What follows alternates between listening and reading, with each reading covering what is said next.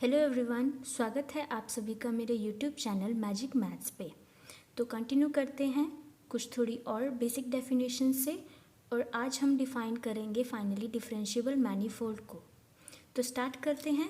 पहली डेफिनेशन है एटलस। तो एटलस क्या होता है?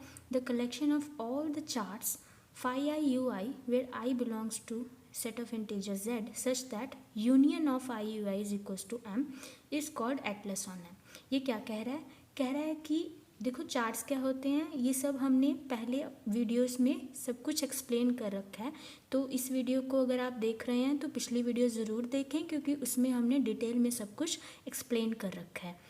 तो collection of all the charts phi I U i, हम चार्ट्स की एक कलेक्शन ले लेते हैं, ठीक है।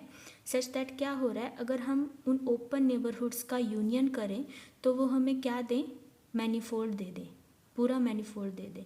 तो उसको हम बोलेंगे कि वो कलेक्शन ऑफ चार्ट क्या है? एटलस ऑन एम है। देखिए इस तरह से कुछ, ये हमारा मैनीफोल्ड एम है, ठीक है, और ये कलेक्शन ऑफ चार्ट्स हैं जो कि यूनियन करने पे हमें पूरा पूरा एम देंगी। ये और भी होंगे, ठीक है, इतने ही नहीं होंगे। So if all the charts are of class C R, जो हमने कलेक्शन ली है उसमें हर एक चार्ट है वो सी आर टाइप का है। सी आर टाइप क्या है ये भी हमने पहले बहुत अच्छे से एक्सप्लेन कर रखा है। Then the atlas is called a C R atlas. अगली डेफिनेशन है इक्विवेलेंट एटलसेस। तो इक्विवेलेंट एटलसेस क्या होता है? Two atlases of class C R said to be equivalent if their union is also an atlas of the same class. तो दो atlases को हम इक्विवेलेंट कब बोलेंगे? पहले तो ये कह रहा है कि अगर उसका यूनियन कर दें तो वो हमें दूसरी एटलस दे दें जो कि सेम ही क्लास की हो, सी आर क्लास की हो। दैट इज़ ये कलेक्शन ऑफ चार्ट ले लिया हमने, U I phi i where I belongs to Z, and एक सेकंड कलेक्शन ले ली U J phi j, j belongs to Z.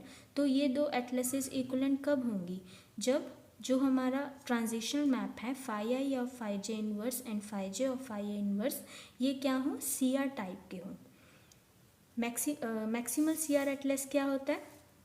A maximal C R atlas, a CR atlas UI phi I belongs to Z on a topological manifold M is said to be maximal CR atlas if it is not contained in any other CR atlas on M। तो पहली condition तो ये है maximal होने के लिए किसी भी एटलस के CR टाइप के। तो पहली कंडीशन है कि वो किसी भी दूसरी CR एटलस में कंटेन नहीं होना चाहिए, ठीक है। मतलब वो क्या होना चाहिए? वो मैक्सिमल CR एटलस होना चाहिए, और वो किसी सी आर एटलस में, दूसरी सी आर एटलस में मैनीफोल्ड के कंटेन नहीं होना चाहिए। तब हम कहेंगे कि वो क्या है? मैक्सिमल सी आर एटलस है।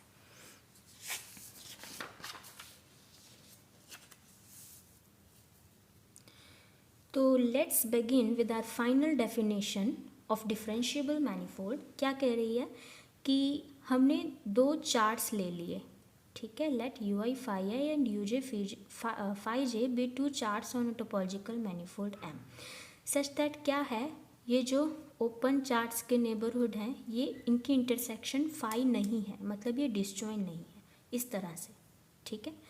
तो क्या होगा? Then any point P belongs to U I intersection U J has two local coordinate system, namely phi I P is equals to x1 x2 xn and phi J P is equals to y1 y2 y। ये क्या कह रहा है? कह रहा है कि मानो कोई पॉइंट P है जो फाई आई इंटरसेक्शन फाई जे के रीजन में है। अब फाई आई इंटरसेक्शन फाई जे तो ये है ना हमारा, इसमें हमने कोई पॉइंट P लिया। सेम कंसेप्ट है जो मैंने पहले समझाया था कि फाई आई के अंडर इसकी इमेज आर एन में यहाँ होगी और इस इंटरसेक्टेड पार्ट की इमेज यहाँ होगी अंडर फाई जे, ठीक है। तो यहाँ से यहाँ आने के लिए हम ट्रांजिशनल मैप की हेल्प लेंगे जो कि है फाई जे और फाई आई इनवर्स, और इधर से इधर जाने के लिए दूसरे वाले की।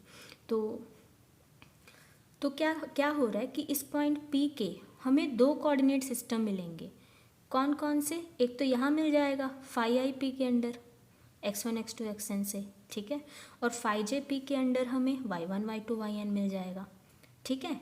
तो अब हम इसे डिफाइन करेंगे डिफरेंशिएबल स्ट्रक्चर की हेल्प से। तो डिफरेंशिएबल स्ट्रक्चर एक ऐसा differentiable structure on a host of space of dimension n is a collection of open charts ui phi I where I belongs to some index on M, where phi I ui is an open subset of Rn such that following conditions are satisfied. तो differentiable structure on a host of space जो कि n dimension का है, वो क्या चीज़ है? वो collection of open charts है, ठीक है, ऑन मैनीफोल्ड M, जहाँ पर क्या हो रहा है, जो ui की इमेज है अंडर फाई आई, ठीक है, वो एक ओपन सबसेट है Rn में, such that the following condition are satisfy, जिस पे कौन सी 3 कंडीशन सेटिस्फाई होनी चाहिए? पहली कंडीशन है कि अगर हम सारे जो हमारे कोऑर्डिनेट नेबरहुड है ना, कोऑर्डिनेट नेबरहुड, उनका अगर हम यूनियन कर दें तो वो हमें मैनीफोल्ड दे दे, फर्स्ट कंडीशन, ठीक है। सेकंड कंडीशन क्या देखनी है हमने कि किसी भी पेयर ऑफ इंडेक्स के लिए पेयर ऑफ आईजे के लिए जो कि किसी इंडेक्स को बिलोंग करते हैं, तो जो हमारी ट्रांजिशनल मैपिंग है phi J of phi I inverse और we can say phi I of phi J inverse, है ना, ये डिफरेंशिएबल होनी चाहिए, ठीक है। कहाँ से कहाँ तक? यहाँ से लेकर यहाँ, यहाँ से लेकर यहाँ तक, that is phi I of U I intersection U j to phi J of U I intersection U जे।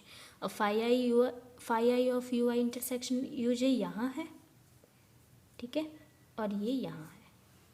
हमारी थर्ड कंडीशन है the collection of open charts, है ना, U I phi i where I belongs to some index is a maximal family of open charts for which 1 and 2 holds।